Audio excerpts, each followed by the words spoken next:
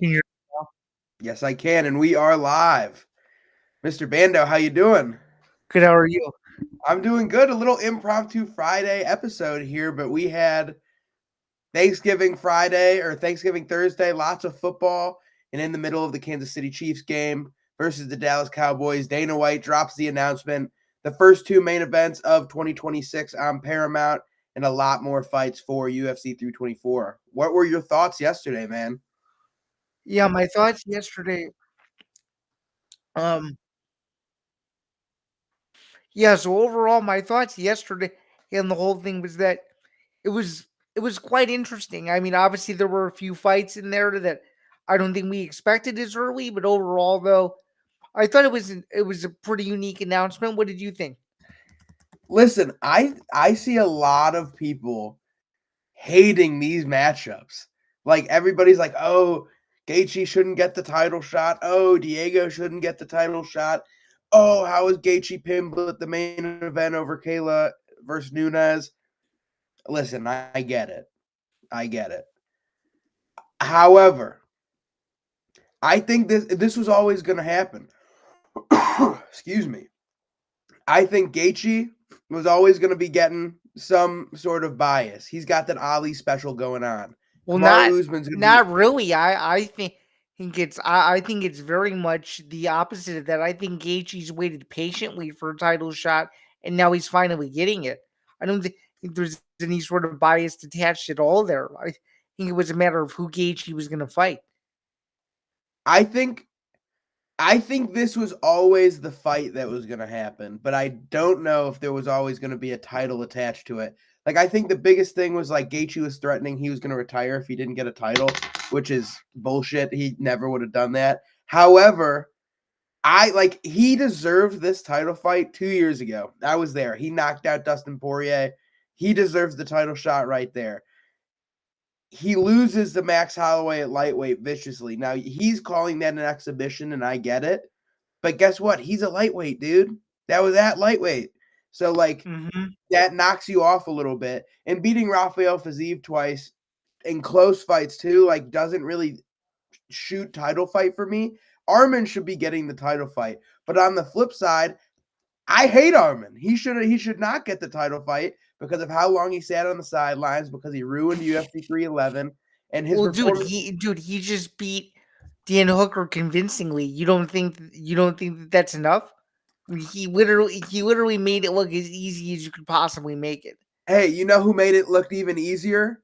Arnold Allen. Did he ever get a title fight? I don't think so. Like I Well, no, because Arnold Allen lost to Max Holloway. He was on the verge of doing so, and then he couldn't. No, I agree. Listen, I agree. All I'm saying is that it's just not a fight for me. Dan Hooker is very beatable. Claudio Puelles, an unranked lightweight, borderline submitted him, and just because Dan Hooker's such a dog, he got out of that fight. But Dan Hooker is not a top 5 lightweight. He didn't even drop in the rankings because of this performance. He got mauled. But sitting on the sideline for 17 months and ruining an event the day before, I think, fuck it. Make him push. Wait. Yeah, you got to wait a little longer or fight one more contender. You've been on the sidelines for so long. You've been on the sidelines for a year and a half. Have another fight. Fight on this January card. Fight in March or February. Then you're guaranteed to be lined up. But he was on the sidelines. Paddy Pimblett's going to beat Justin Gaethje and probably end up fighting Ilia Topuria. Oh, so you're way too early pick his Pimblett. Way too early pick his Pimblett, and the beef will be settled. That's the whole reason. I think it should have been Armand Paddy interim title for the best option. No matter who wins, they have a crazy storyline with Elia. However, the UFC, Why do you think they didn't do that? because I think that Armand beats both of them, and I think the UFC is in a position where they don't trust Armand, but they trust Gaethje or Pimblett to show up when they need him to show up. Well, and think about it. It's their first Paramount show, and they want people to watch it. And I know Armin's a popular guy. And Armand is popular, but think about it. Armand, if you went up to 100 people on the street, maybe three could tell you who he actually is. No, that's what I'm saying. I'm looking right now because he's got 3 million Instagram followers. I would say 2.5 of those 3 million are European. I would say so. And On I would argue too that more of those people only watch MMA and that's it. That's all they watch. I agree. And on the flip side of that, Justin Gaethje, he's got the same amount. He's got borderline 3 million, right? Patty Mhm. Pimblett's got 5 million followers, all English speaking. So I think if you combine both a massive 7 million person English speaking audience headlining this pay per view, and it makes sense that they're headlining over Nunes and Kayla, even though that's possibly the best women's fight of all time. Why do you think it makes sense? I think right now, if anybody's like, oh, yeah, what do you last remember from Amanda Nunes? She beat the piss out of Juliana Pena, but everybody still remembers her beating or losing to someone who's not good. And then I think everybody's like, "Oh, what do you think of Kayla Harrison?" It's like, "Oh, she's good. She's really good." But I don't think anybody's like, "Oh, me personally, Jack Gold, I love Kayla Harrison. I'm a big Kayla Harrison fan." But I don't think there's a lot of Kayla Harrison fans out there. You know what I mean? Mhm. So I think if you're headlining this fight, you need to have a bigger name fight. And I don't want to say like, "Oh, it needs to be a male," because this is a massive women's fight.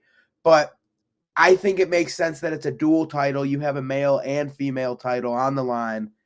Pimblett and Gaethje are massive names. Harrison and Nunes are big names. We got some stuff cooking. I don't know. Just think based on merit, you headline a real title fight over an interim title fight. I think over merit for sure, but we are. I feel like we all know this. This ain't about merit. No, but I mean, when are you? I mean, I don't. I think where you and I are disagreeing is you can't name me one women's fight that was a huge women's fight since Ronda Rousey retired, where they were the main event of a pay per view. You can't. This would have been it. This would have, but like my thing is the last time we had a women's title fight main event, it was the lowest selling pay per view of the year. It was Nunes versus Aldana, Right. and it's barely sold 100,000. And we had Charles Oliveira in the co-main event. Like, I don't know. I think based off merit, this is the best title fight. And I feel like the other reason it was going to be co-main is because this was supposed to be Ilya. I think this was always supposed to be Ilya. This is going to be Ilya versus somebody. But Ilya's going through a divorce. It sucks. They're throwing an interim title on it. And I think Justin Gaethje and Patty Pimblett are just such big names in America. They're like, screw it, main event buddies. Yeah. So overall, though, a pretty solid announcement to start. They also unveiled the entire main card, and they also unveiled too. On top of that, that the very next week they're going back to back numbered cards. First time since 2021. The next one is a rematch in Australia. It's Alexander Volkanovski versus Diego Lopez. What are your early reactions to that being booked over someone like a Lerone Murphy or a Movsar Voyev? So here, a lot of people are pissed about this too, right? I don't like it. I don't like it at all. Okay, let me hear this first. Why don't you like it? Because we just saw it a year ago. Diego Lopez has won one fight since then, and not to be that guy, but before he won, it looked like that fight could have very well gone the other way. So I don't know. I think it's a very risky rematch, considering that the first fight it was a good fight. He was competitive. He won a couple rounds, but it wasn't like he was it was a controversial decision that everybody had an opinion about. It was one of those where okay, we saw that fight. Volkanovski won and that was kind of it. I mean, I understand he's a popular guy, and I understand that he's an exciting fighter. But when you have Lerone Murphy, who just had a viral knockout 5-6 months ago, who clearly has shown that he's one of the most dominant fighters in that division, and that no one has really come close to even beating him, and it's a fresh matchup for Volk. I don't know. I feel like it's a wasted opportunity. And again, as I just alluded to, this Lopez fight is one we've already seen before, and it's not like Lopez worked his way back up and won 5 in a row. He won one fight against a guy in John Silva who's very exciting, but to me, I think he's a borderline title contender himself. And I don't know. I think Lopez winning one fight and Volk sitting out a year to fight him again, I think is just pointless. I totally see your perspective. Let me say that. I totally see your perspective. How can And you not? How can you not agree with that? I mean, literally, there's a fresh matchup in that division right there.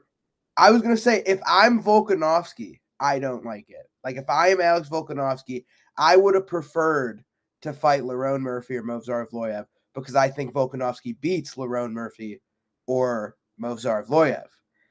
The reason I think they made this matchup is they want Diego Lopez as champion, because I feel like the unspoken truth about this matchup is it's going to be Volkanovski's last fight. He's going to retire.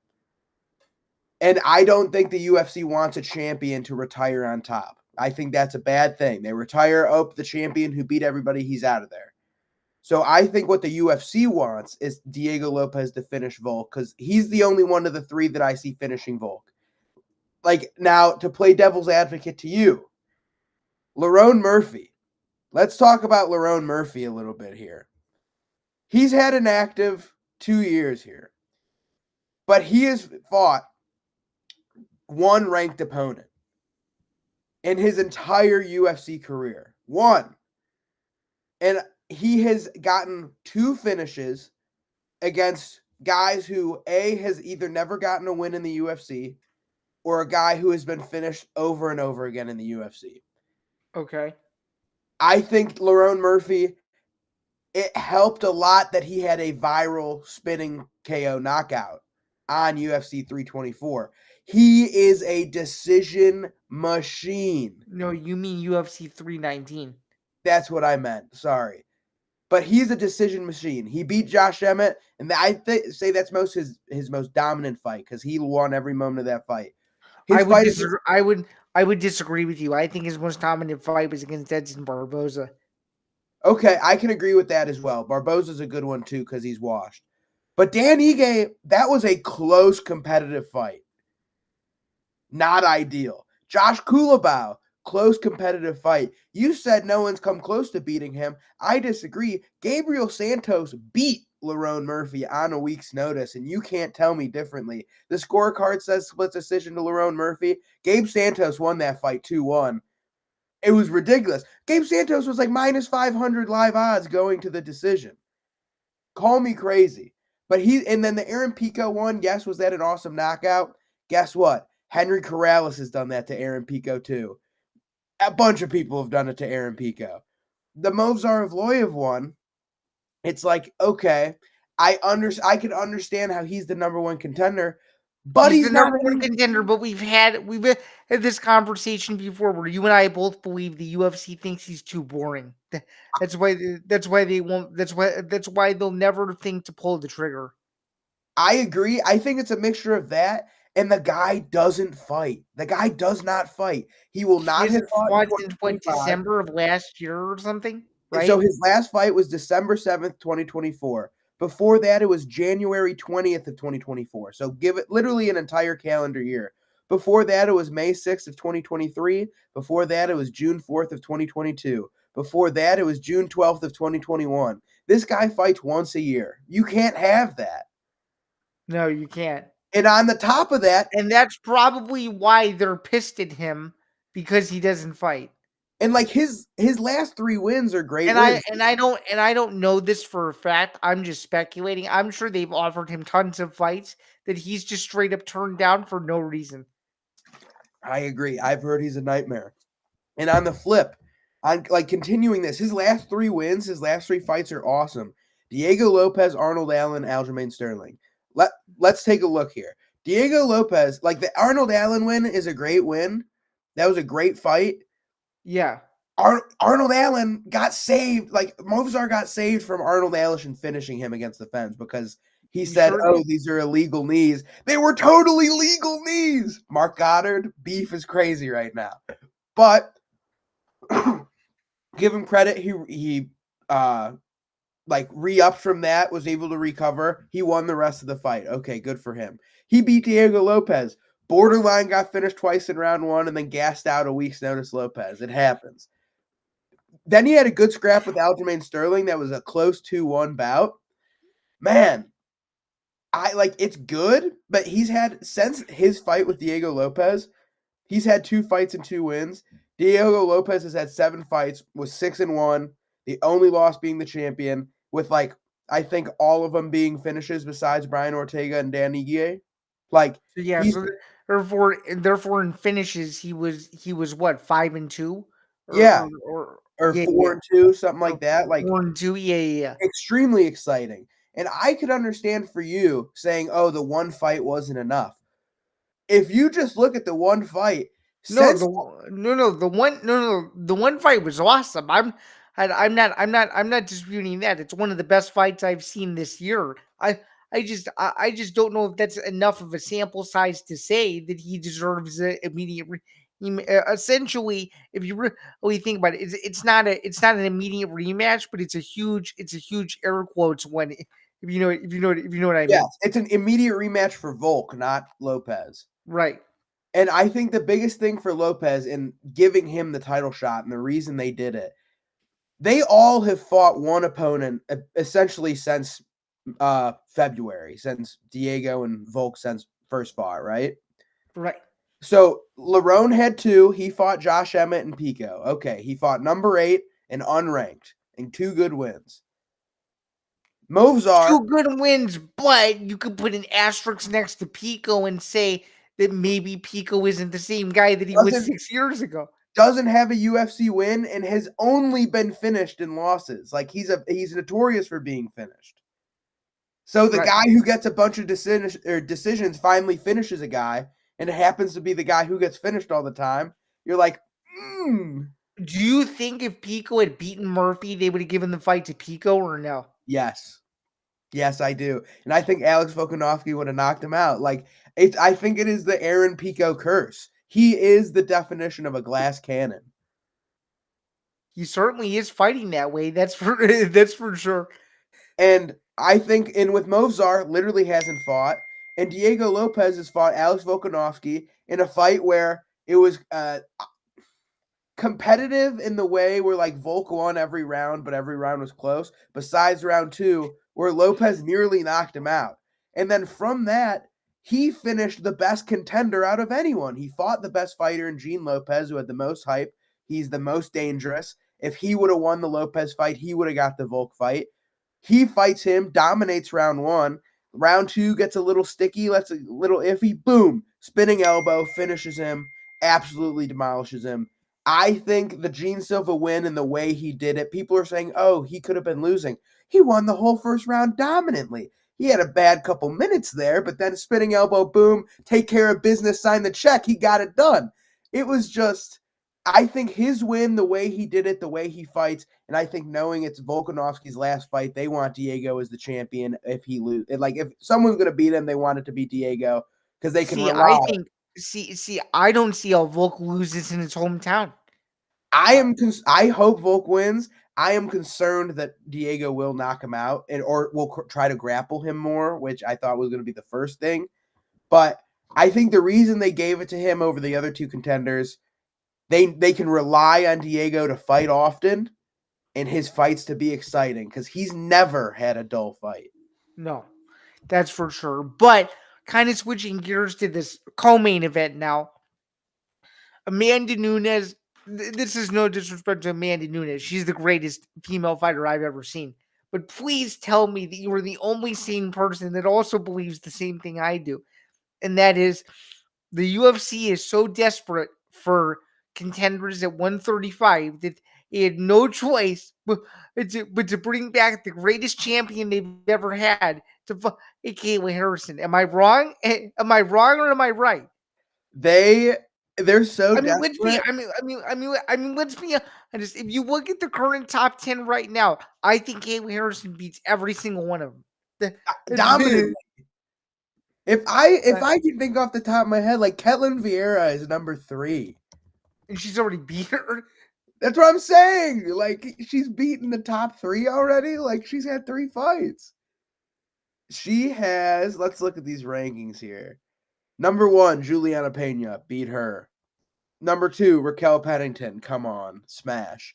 Number 3, Norma Dumont. Although I do think this is just my opinion, I do think Raquel did enough to beat Juliana, and I think she got screwed. I That's what agree. I think. I agree. I agree for sure. I also think Norma Dumont, like, I guess that's the interesting one I because still she don't doesn't really understand get why. finished. I still don't understand why they never made that rematch. That made no sense. It's just weird to me. The normal one's weird. Ketlin at 4, Yana Santos at 5. Come on. Yana Santos is number 5, respectfully. Like, this division's cooked. The only thing that I will say that they have going for them right now is, like, Yana Santos, number 5, cooked. Irene Aldana, number 6, not looking good. Number 7, Macy Chiasson, just lost. Number 8, Eileen Perez. Where is she gone? She was fighting a bunch. Now she hasn't fought in a while. Number 9, Carol Hosa. But here we go. Jacqueline Cavalcante at number 10. We have a prospect. Nora Cornell at number 12. We've got a prospect. Misha Tate is number 13 in the rankings. What are we doing here? And That may, Jocelyn Edwards looks that pretty may, good. that makes no sense whatsoever. None. She's only lost. But, it happens. And for the reason it not being the main event, I think that's why. I think it's just like a dead division. As good as they are, it's a dead division. Fair enough. I mean, do we think Nunes still has it, or do we think Harrison shows that this is a young person's game still, if you will? I think this is going to be a really good fight. I think it's either Nunes pings her on the feet or Kayla could get the grappling going. But But and I'm sure you've thought about this too. You know the UFC is going to run into a problem, right? If Nunes beats her, you know that, right? I was just about to say, it's like I kind of view this fight as the final fight of the UFC bantamweight division for women. Because it's like no matter what happens, it's like, okay, if Kayla wins, what do? We do a rematch with Nunes, and then if Nunes wins, we do a three-peat, and then the division's dead. Like, if Nunes beats, Which I think is a huge trilogy that they could sell. I agree. Like, if they want to keep the division, that's how they do it. They fight these three times in a row, get Larissa Pacheco in there, and keep this thing alive. But I think if Nunes wins, this division's dead, and she ends as the GOAT. She's the champ. She killed the division. Yeah, I think so too. Let's talk now from a general sense about what we think of this Paramount deal. Do we think, just on a grade perspective, that Paramount is getting what they want with these first two events? I think it'll be good. Especially because I kind of want to go into it a little bit too, like what Paramount's getting. This is a good card, like interesting fights, maybe not super huge names, but I'm excited for it. Like But to to say start off, that, this new, I'm more just saying from a model standpoint, like to say that this new model is free, and to say that everybody's going to be able to see it. I think they're getting some good quality fights for what would have been a pay-per-view card. for sure, for sure. I think it's going to be close to the WWE PLE stuff, but I think the biggest thing or the biggest thing I want to mention is that all these pay-per-views, numbered events are going to be an hour earlier now. So Which is like awesome. I agree. So for us, what it would have been is early prelims start at 5, prelims start at 7, pay-per-view starts at 9. It looks like the pay-per-view is starting at 8 Central Time now, 9 p.m. Eastern. Yeah. But I don't know if they're going to do less Which is what prelims now. which is what they tried to do. I don't know, you weren't watching the UFC at the time, Jack, but they tried to do that 15 years ago. Where they tried to do the events an hour earlier. They tried it for like 6 months and the numbers didn't do well. Maybe in a different era, maybe they do a little bit better. They tried it in 2010. I remember that. Interesting. The Mhm. thing I am interested about as well is, are we going to be getting less prelims? Like, are we potentially, do we have the whole card already at like 10 bouts? We've got 1, 2, 3, 4, 5, 6, 7, 8, 9. Let's say we get 10 bouts instead of having an 14. early prelims. Are we doing a 5 main card, 5 prelims, and we're doing a 6 and 8 start time? Like, I don't know. Yeah, good point. So we'll just have to see on that one. But the card as a whole right now, like for free fights, pretty good. Like we have Justin Gaethje, Patty Pimblett main event, Kayla Harrison, Amanda Nunes co-main event. That's awesome.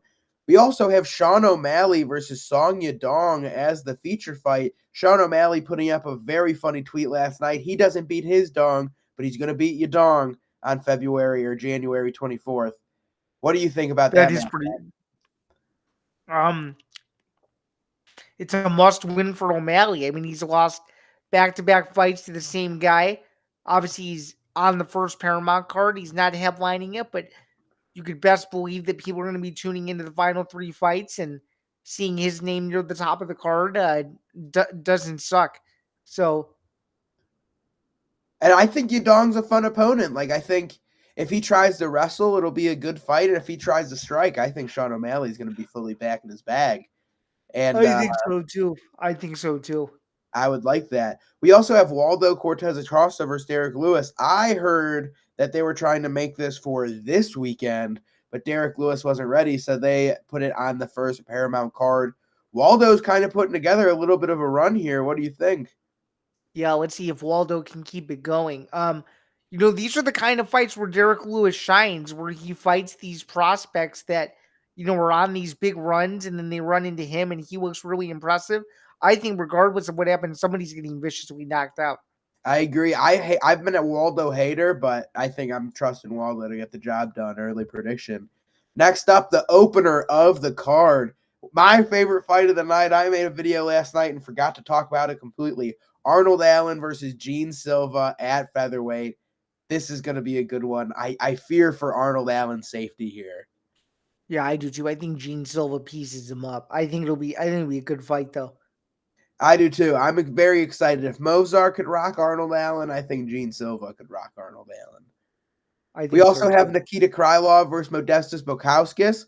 Bukauskas getting a step up while Krylov's been knocked out a couple times, so he's getting a step down. What do you think about that matchup? Someone's getting finished in that fight, and I think Krylov wins because he knows that if he doesn't win, he's not going to be a factor in 205 moving forward, probably. I am undecided, but I'm early picking Krylov. We also have got Alexa Grasso versus Rose Namajunas. Very fun women's fight. I think it'll be a decision, but I don't know who I'm picking yet here. I think it'll be a very good one. What do you think? Yeah, I don't know who I'm picking yet either. I just know that will be the least amount of buildup to a fight possible because neither of them talk. So that's gonna be the most boring out of all the fights on Paramount for the first card. That's gonna be one where people are gonna be like, "There's no hype for that whatsoever." I don't think. Well, speaking of not talking, a guy who does not need to talk to hype up a fight, Ateba Gautier versus Andre Puliev, right now is the card opener, the first fight of the night.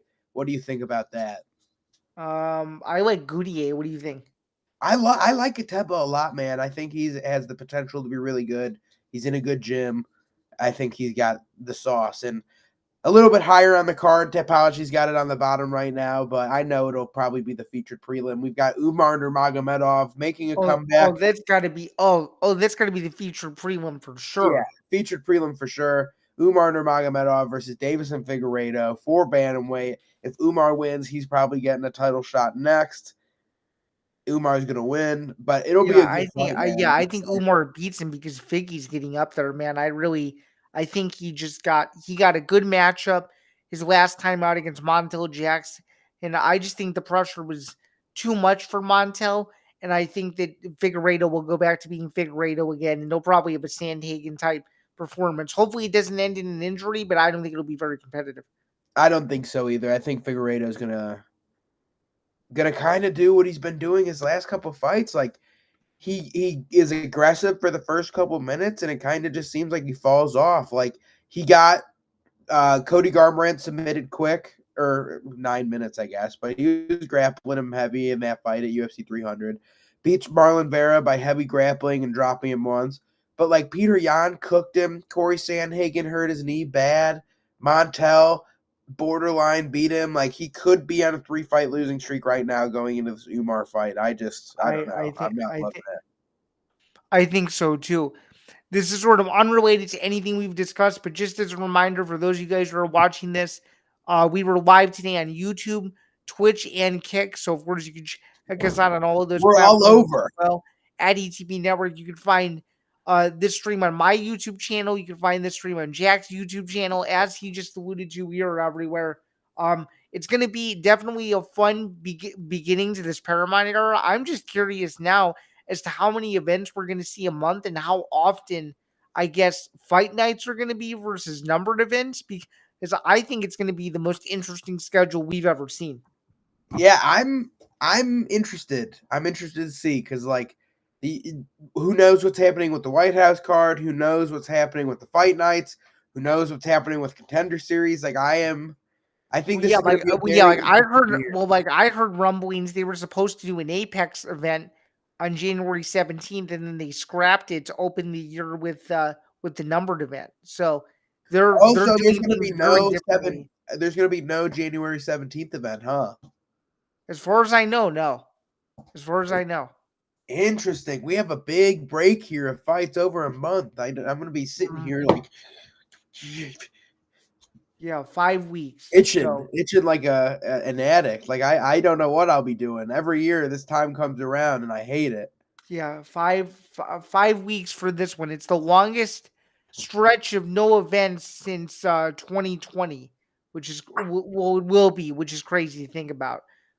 Yeah, that's nuts. Yeah, just one final reminder because we haven't shouted them out today. The MMA Outsiders is powered by Novig, America's #1 sports prediction market, available right now in 35 states, including California, Texas, Florida, Georgia, and New York. On Novig, you're 10 times more likely to win long term compared to a traditional sports book because you're playing against real users and not the house. Sign up today and use the promo code ETB Network. That is ETB NETWORK for exclusive bonuses. No bigger fans play smarter. Must be 21 or older to play. Please gamble responsibly. And if you have a gambling problem, please call 1-800-GAMBLER. All right, as we wrap up here in the final few minutes, Jack, are you looking forward to the Paramount era more so than maybe the entire ESPN era? Do you feel indifferent about it? Like, how do we feel about the UFC's new transition to a brand new network for the next 7 years? It'll just be interesting. I don't know if it's a good or bad thing yet. We'll find out. I hated the ESPN app. I have a blood feud with it. It never worked for me. So we'll see if Paramount's any better. I've heard from soccer fans that it was not the best. So we will see. Yeah, I'm hearing the same thing. I'm keeping my fight pass just in case anything goes down. um, Agreed. and I'm gonna be checking both feeds at the same time to see if they're in sync. That way I'm not crazy. Because then I could pick either one and choose whichever one I feel is the most convenient. Because I am hearing that Fight Pass is going to stay in the rest of the worlds. Well, that'll be a positive. Very nice. Very nice. So I think Fight Pass sticking. It may not be a factor in the United States, but it will be a factor mostly everywhere else because they only made deals with certain countries so far. So they're gonna need Fight Pass in the majority of the world, I think. Agreed. Yeah. I am excited. I think it'll be a good time, man. It'll be good. I think so too. And then just briefly, because we have to talk about it because it's in our hometown. I guess your day before thoughts on RAFO 3, headlined by Chad Mendes and Michael Chandler. I am planning on going as a fan. Like I'm still planning on it. I hear the weather is going to be awful. Mr. Zan texted me last night. I was like, uh-oh. That is the reason why yours truly is not going. So yes, no longer going to the event, but I'm excited. It's a good one. It's Michael Chandler, Chad Mendes. There's some great women's wrestling on here. There's some Bo Bassett will be on the card, Joaquin Buckley, Spencer Lee. Like, man, it'll be good. I'm excited. Yeah, I think it's good. It's a good holdover for the fact that there's no UFC tomorrow night, I guess. Which, by the way, don't be surprised in this Paramount deal if we get UFC events on days that we used to never get them on. Like Sunday, like the White House card might be on a Sunday. Yeah. I mean, shoot, one day, hopefully, who knows, maybe the UFC and the NFL can band together and say, hey, after all the NFL coverage, it's going to lead into a UFC event at night on Thanksgiving. That would be ridiculous. Could you imagine? I think we got to do it on Sunday or Saturday. Is like basketball, not Saturdays. Like in the summer, like after basketball on a Friday or a Sunday, That'd and be going in UFC tonight. But that'd be awesome. You watch 7 hours of basketball and then it goes right into the UFC event. oh, a gambler's delight. They're sitting there in the cave for 14 hours. For 14 hours. But I have a theory. Do you think, even though it looks like they might do it on the White House fight, do you think they tried to get Connor back for this first one or no? no, come I on now. don't I don't think so. I don't think so either. Come on now. The silly stuff has got to go. The Conor McGregor stuff, he's out of here. He's done. He's cooked. He's washed. I hope you're I right. I I'm hope you're right, done. man. I hope you're right. With no UFC this weekend, what are you What are you planning on doing the entire weekend? Uh, that's a good question. I guess RAF. RAF is gonna take up that. I'm heading to Indiana today to do a little bit of a late Thanksgiving. I will be in downtown Chicago tomorrow and potentially tonight to prepare for the snow. And yeah, football this Sunday. But bear down, baby. 3 o'clock today. Yeah, The Bears and the the Eagles. North leaders. It's a big one. The the alliance is joining forces. Now I was never part of the alliance. I'll never forget what the Eagles did to me. They Fair took enough. everything from me. They broke the MVP. That's funny. That's funny. Yeah, and by the way, as we speak, a huge Illini men's basketball game today at Madison Square Garden. They're only playing UConn or something like that. Hey, that means they're gonna get a win. I hope so, man. Considering they got trounced in the NCAA tournament a couple years ago. Don't remind me. Don't remind me about that. But yeah, Oh, yeah, hey, bear down. Go Illini. Go whoever else teams you like, and let's go well, UFC. I'm gonna be crying after December 13th because I'll have nothing left. yeah. You're gonna be crying after December 13th, and shoot, by the time we do this next week, it'll be the final pay-per-view to ever air on ESPN ever. I can't Hey, believe it. never say never. They can always come back. It's true. Who knows if ESPN will have any involvement in any of this? Who knows? Because we still don't know what's going on with the Ultimate Fighter, and we still don't know what's going on with Dana White Contender Series.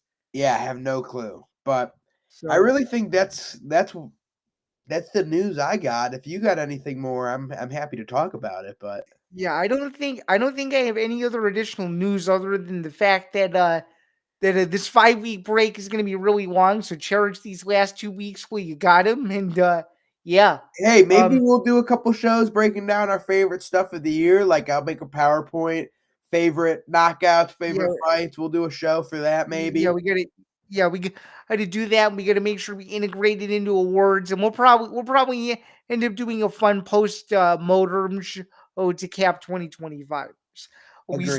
We still have to plan what we think that's going to look like, but right, but whenever that stream comes up mid to late December, we will definitely let you guys know for sure. For sure. And breaking news as of now, Okay, RAF 04, December 20th.